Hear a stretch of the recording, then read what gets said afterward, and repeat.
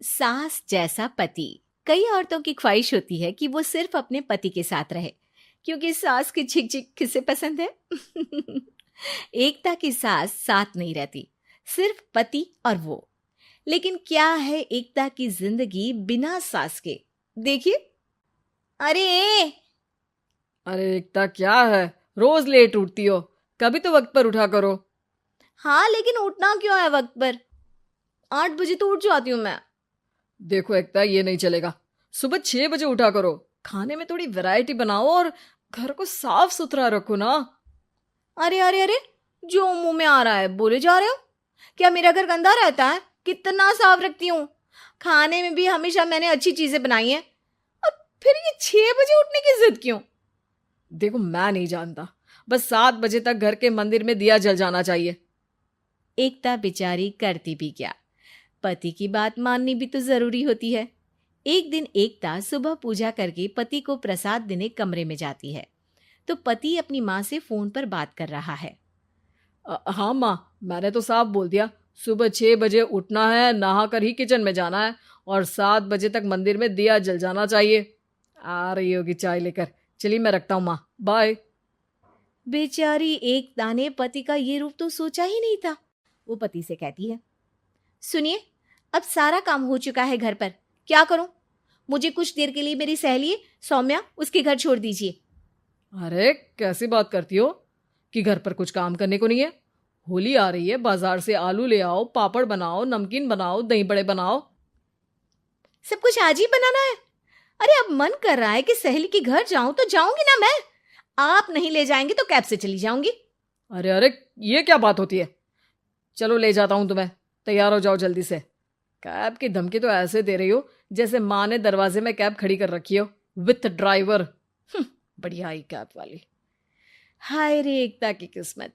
वो सोचती है कि सास साथ नहीं है, लेकिन पति के हाव भाव किसी अक्कड़ू सास से कम ही नहीं है। पति एकता को सहेली के घर छोड़कर कहता है, अच्छा सुनो, वक्त पर घर चली जाना और शाम को गर्मा गर्म पुलाव खाऊंगा मैं। बनाकर पहले ही मत रख देना। और हाँ, रायता भी बना लेना। हाँ जी हाँ, फिलहाल क्या मैं अंदर जा सकती हूँ? नाश्ता पेट भर करा दिया, दोपहर का खाना भी पैक कर दिया। पहले जो खाया है उसे तो पचा लो, दिन का खा लो, अभी से रात के खाने की चिंता में बाल न जल जाए कहीं। पति को एकता की बात पर गुस्सा तो बहुत आता है, लेकिन ऑफिस में देरी के कारण वो कुछ नहीं कहता। एकता सहेली के पास जाती है, जहां सास बहू बैठकर गप्पे लड़ा रही होती है। हाय सौम्या। नमस्ते आंटी जी। अरे वाह एकता बेटा, बड़े समय बाद देखी, कैसी हो? अच्छी हूँ आंटी जी। घर का सारा काम हो गया था, बोर हो रही थी, सोचा सौम्या से मिलती चलूं। हाँ हाँ बच्चों, तुम लोग बैठकर गप्पे लड़ाओ। मैं तुम लोगों के लिए नाश्ते पानी का इंतजाम करती हूँ। सास ये बोलकर किचन में चली जाती है। अरे एकता, कैसे आना हुआ? थोड़ी परेशान सी भी लग रही है, सब ठीक तो है ना? अरे यार, कहाँ ठीक हूँ। ना सोने मिलता है, ना अपने मन का कोई काम करने मिलता है। बस सुबह 6 बजे से किचन और रात के 12 बजे तक घर का काम। मेरी तो कमर ही टूट रही है। अरे क्यों मजाक कर रही है? तेरे तो मजे हैं, अकेली रहती है पति के साथ, न कोई सास न ससुर, न आस पड़ोस से मतलब। हम लोगों की सोच, जॉइंट फैमिली है, कितनी परेशानी होती है। अरे रहने देना, वो तो दिख रहा है कि कितनी परेशान है तू। सास किचन का काम कर रही है और तू सहेली से गप्पे। ऐसा कहाँ होता है यार। हाँ वैसे तू बोल तो सही रही है।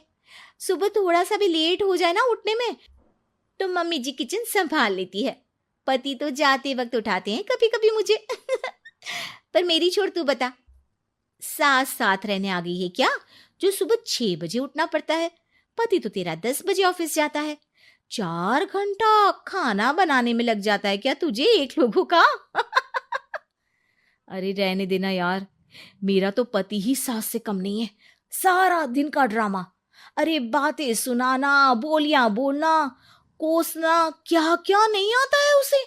यार मैं तो हैरान होती हूँ कभी कभी कि ये सास की आत्मा तो नहीं आ जाती ना इसमें। अरे परेशान हो चुकी हूँ। इतना ही नहीं, वो तो अपनी माँ से मेरी चुगली भी करता है। समझ गई। मतलब तेरे पति की गाड़ी चल यहाँ रही है, लेकिन रिमोट तेरी सास के पास ही है। अरे अब जो समझ, रिमोट है या कंट्रोल है, बस मेरा तो मुश्किल हो रहा है यहाँ रहना। सोच रही हूँ 2-4 महीने के लिए मायके चली जाऊं। क्या करेगी? 2-4-10 महीने बाद तो आना ही है ना यहाँ पर। तो क्या करूं, तलाक दे दूं क्या? अरे ये कोई सोल्यूशन नहीं है। तू अपने पति को सुधार भी तो सकती है। कैसे कैसे सुधारूं? सौम्या उसके कान में कुछ कहती है, जिसे सुन एकता खुश हो जाती है। अगले रोज, हाय रे, मेरी तो टांगे ही नहीं चल रही है। हाय हाय हाय, बहुत दर्द हो रहा है भगवान। अरे क्या हुआ एकता, रुको मैं माँ से पूछता हूँ। लेकिन पति जैसे ही माँ से बात करके एकता के पास आता है। क्या नौटंकी है ये, क्यों रो रही हो? अरे कोशिश करो ना उठने की। ये काम से बचने के लिए जो नाटक है ना, बंद कर दो, वरना माँ आ जाएगी यहाँ पर। एकता की तो मानो मन मुराद पूरी हो गई। अरे हाँ हाँ, तो बुला लो ना उन्हें, जल्दी से बुला लो। मैं 4-5 दिनों के लिए आराम करना चाहती हूँ, चल तो सकती नहीं हूँ। खाना पीना कैसे होगा? अब क्या था, सासू माँ आ जाती है एकता के घर। सासू माँ, मुझे ये हमेशा बताते हैं कि आप कितनी हार्ड वर्किंग है। बस अब अगले 15 दिनों तक मैं आपको देखूंगी और आपकी जैसी ही बनूंगी। ये बता रहे थे कि आप 5 बजे सुबह उठ जाती हैं और